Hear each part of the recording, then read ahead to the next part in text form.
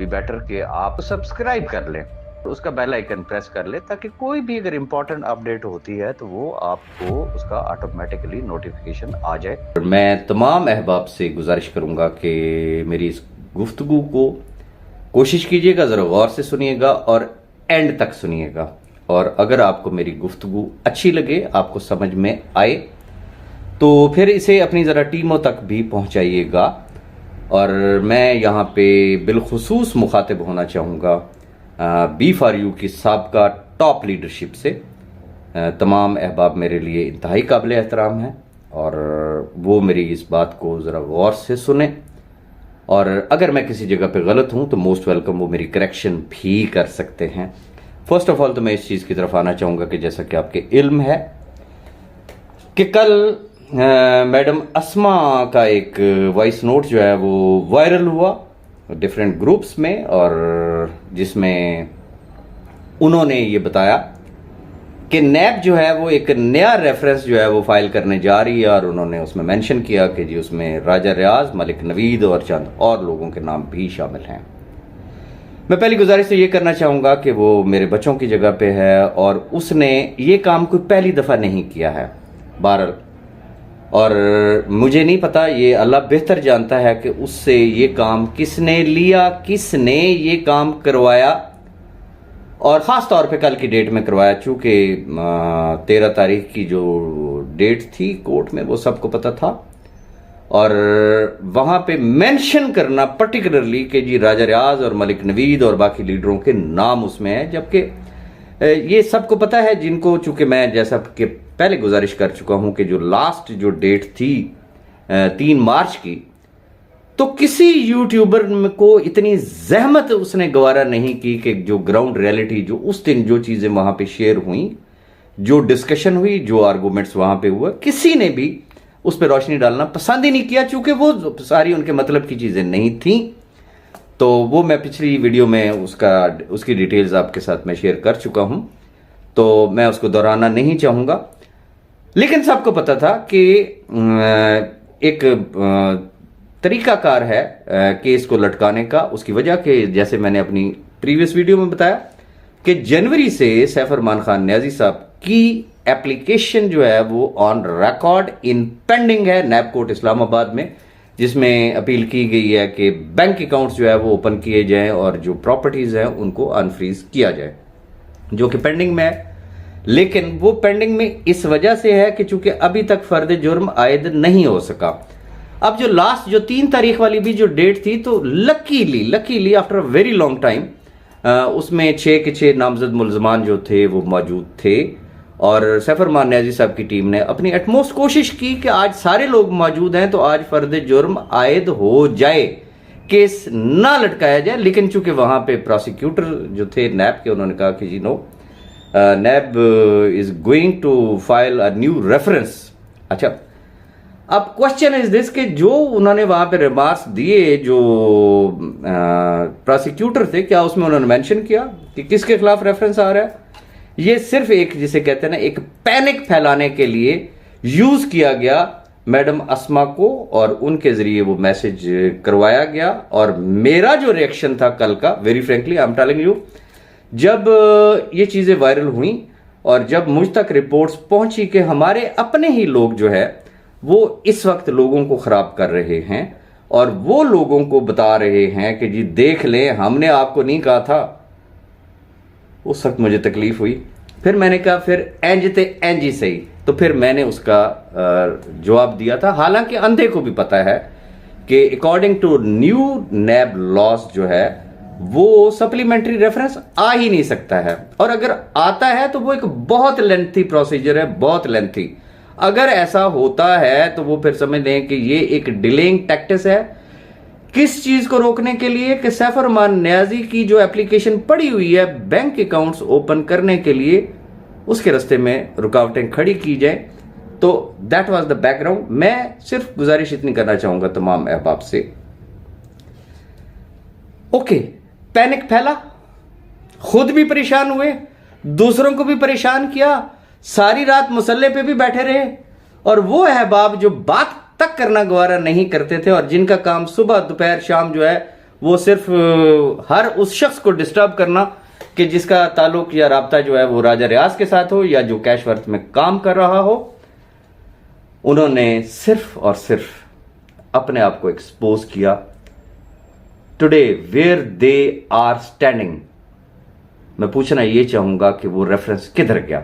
मेरे सामने इस वक्त 13 तारीख की जो हियरिंग है, जो ऑनरेबल जज साहब का जो डिसीजन है, जो कोर्ट प्रोसीडिंग है, वो मेरे सामने है और मैं इसको ग्रुपों में भी शेयर कर दूंगा। मैं सिर्फ उतना एक ऑर्डर का हिस्सा आपको पढ़ के सुनाना चाहूंगा कि ऑनरेबल जज साहब ने क्या लिखा है 13 तारीख के कोर्ट ऑर्डर में। The case is fixed for framing of charge but accused Saifur Rahman and Rumesa Saif Khan are absent. Their counsel moved application for their exemption from personal attendance for today. The application of accused are accepted on the grounds mentioned therein for today only. यानी कि 13 तारीख को सैफुर रहमान खान न्याजी और उनकी Mrs Rumaisa Khan जो है वो अदालत में नहीं गए और उनकी इस्तिस्ना की जो है वो एप्लीकेशन दी गई थी, जिसको कोर्ट ने ग्रांट किया।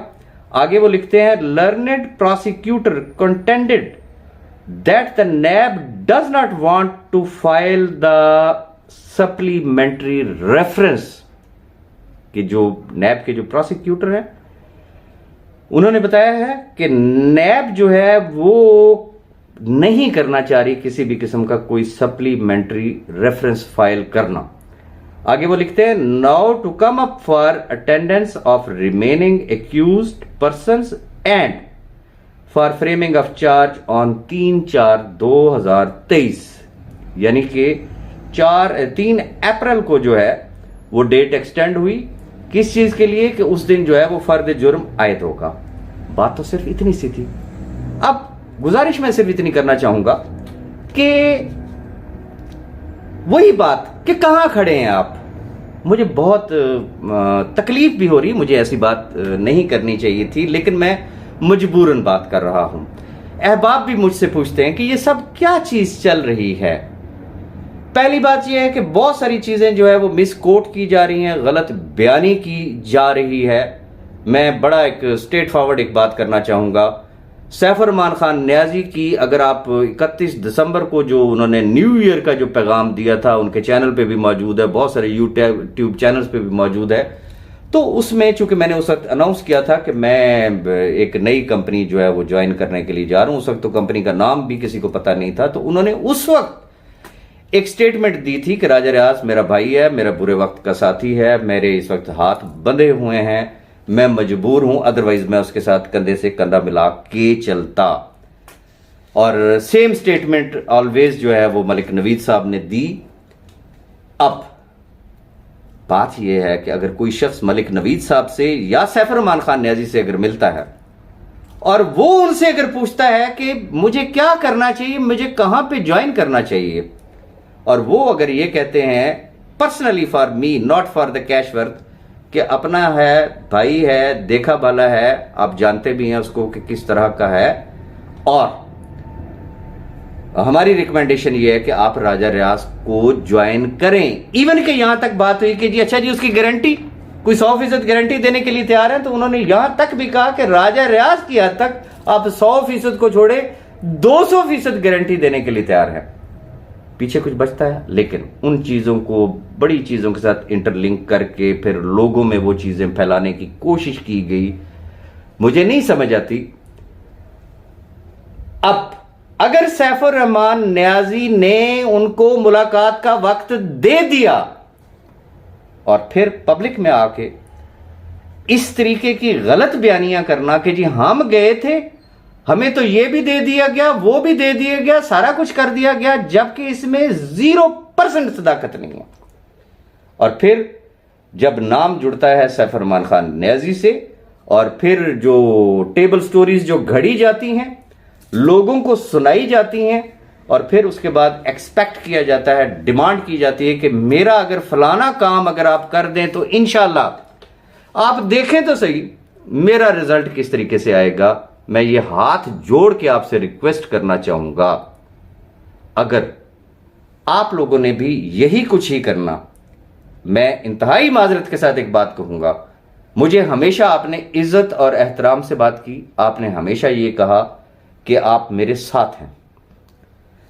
सैफ साहब से जब भी आपकी मुलाकात हुई तो आपने उनको हमेशा ये कहा कि बॉस जो आप कहेंगे हम तो बैठे ही आपके इशारे के मुंतजिर हैं।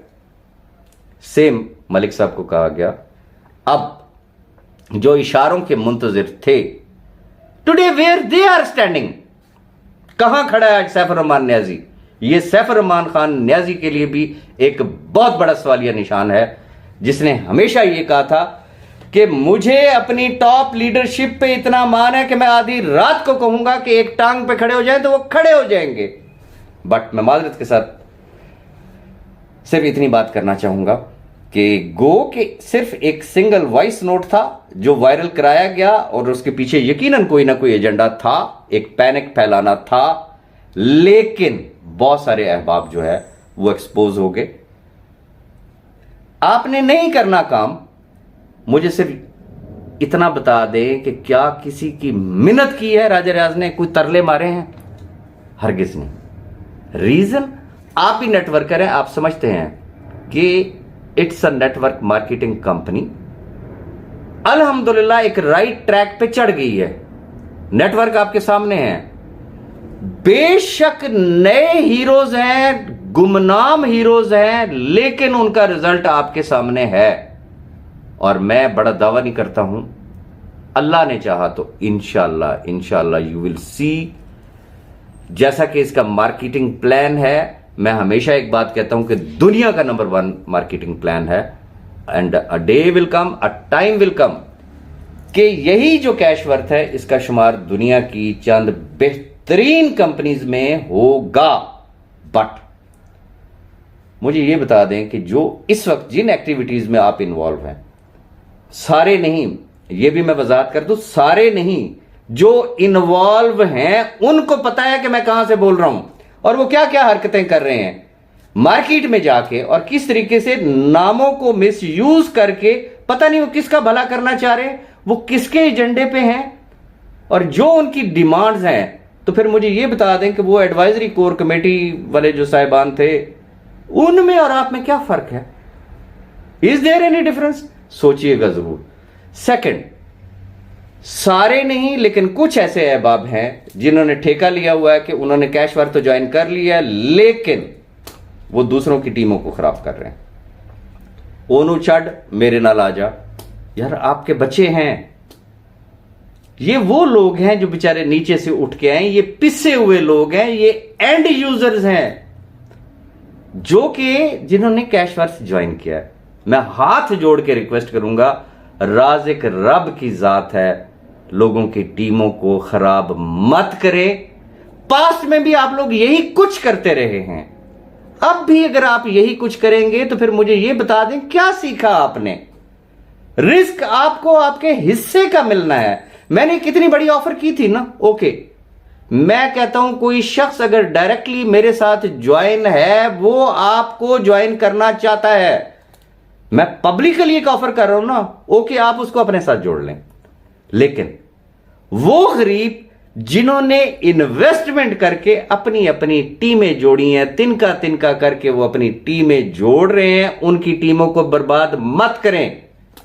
और मैं ऐसे तमाम अहबाब को भी एक इजाजत देना चाहता हूं, कोई लीडर, कोई भी शख्स अगर आपका नेटवर्क बर्बाद करता है तो आप उसको एक्सपोज कर सकते हैं, यह आपका हक है, मजबूरी है, क्योंकि यह एक ऑनलाइन कंपनी है। कोई भी शख्स किसी को ज्वाइन कर सकता है, ये उसके जो है अख्तियार में, हम उनको कुछ नहीं कह सकते। लेकिन कुछ अखलाकियात भी कोई चीज होती है। अगर कोई आपका नेट बर्बाद करने की कोशिश करे तो विद एविडेंस जो है आप ग्रुपों में उसका शेयर करें। किसी एक आध का शेयर करेंगे तो इंशाल्लाह मेरे ख्याल में बाकियों को भी नसीहत हो जाएगी। और आखिरी रिक्वेस्ट मैं इतनी करना चाहूंगा, मेरी स्टेटमेंट को याद रखें। मैं फिर कहूंगा, मैं ऑलरेडी एक स्टेटमेंट दे चुका हूं कि जो बात मैंने फ्रॉम द डे 1 कही थी रिगार्डिंग कैशवर्थ, कि वो तमाम अहबाब जो मेरे साथ चलेंगे और इस कंपनी को कंपनी बनाने में एक पॉजिटिव रोल प्ले करेंगे, इंशाल्लाह राजा रियाज और कैशवर्थ उनके एंड यूजर्स को कभी भी मायूस नहीं करेगी। अब अगर आप लोगों को यह कहें कि बस जनाब सिर्फ तुसी $50 की ज्वाइनिंग लाओ ना तो बस ये तो सारा का सारा नेट अकोमोडेट हो जाएगा, हरगिज नहीं होगा। मैं वाज़े लफ्जों में कहना चाहूंगा, हरगिज हरगिज हरगिज नहीं होगा। और ऐसे लोगों की बातों में आपको आने की जरूरत नहीं है। और रही बात जो इंटरलिंक किया जाता है मलिक नवीद साहब के साथ या सैफ रहमान खान नियाजी साहब के साथ, तो इसमें किसी भी किस्म की कोई सदाकत नहीं है। लेकिन जिन अहबाब को उन्होंने इवन के कहा भी सही कि ओके जी आप राजा रियाज के साथ काम करें, आप कैशवर्थ को ज्वाइन करें, आज उनके रिजल्ट्स जो है वो सैफ रहमान नियाजी की आंखें खोलने के लिए काफी हैं। मैं फिर वही बात करूंगा कि सिर्फ लीडर्स नहीं, सैफ रहमान नियाजी साहब को भी सोचना चाहिए। उन्होंने तो प्यार मोहब्बत में, मैं उनका इंतहाई शुक्रगुजार हूं कि उन्होंने मेरे लिए अहबाब से कहा। लेकिन आज सैफ साहब खुद कहां पे खड़े हुए हैं? ये वही लोग हैं ना कि जिनके लिए उनके दावे थे कि मेरे एक इशारे पे ये आधी रात भी एक टांग पे खड़े होंगे। तो मैं गुजारिश करूंगा, काम करना है तो फिर रिजल्ट की तरफ आए, नहीं करना ओके मत करें, लेकिन लोगों की टीमें मत खराब करें, किसी के आलाकार मत बने। अगर कोई अफवाह फैलती है तो उस पर फौरन एक्टिव ना हो जाया करें। इंशाल्लाह हम अपनी माजी की गलतियों से सबक सीख के मैदान में उतरे हैं। अगर उतरे हैं मैदान में तो इंशाल्लाह अगर हमारी नीयत ठीक है, मैं इतनी बात जानता हूं, तो फिर मंजिलें भी आसान होंगी। और आखिरी बात रिगार्डिंग B4U मुतासरीन, जो मर्जी कोई कहता है, मैं इतनी बात जानता हूं कि ऊपर एक जात बैठी हुई है ना जो ऑब्जर्व कर रही है। सैफ रहमान नियाजी का कोई शख्स दिल चीर के नहीं देख सकता कि उसके अंदर क्या है। वो शख्स कलमे पढ़ के कह रहा है ना कि मुझे देना है, और अगर वो नहीं देता तो क्या फिर खुदा की लाठी बेआवाज नहीं है? क्या आपको खुदा पे भी भरोसा चला गया है? तो लिहाजा इस तरह के टके टके की लोगों की बातों में आके ना खुद टेंशन में आया करें और ना दूसरे लोगों को टेंशन दें। रिलैक्स करें। जितना एक मैं जानता हूं, अगर खुदा करे कि आने वाली डेट पे ये फर्द जुर्म आयद हो जाती है तो आगे कितना 4 हफ्ते, 6 हफ्ते, 8 हफ्ते, 10 हफ्ते, नॉट मोर देन दिस, सिर्फ हफ्तों की गेम है। और सिर्फ शक्लें पहचानते जाएं कि आपके खैर ख्वाह आपके इर्द गिर्द कितने अहबाब मौजूद हैं। अपनी दुआ में याद रखिएगा। अल्लाह हाफिज।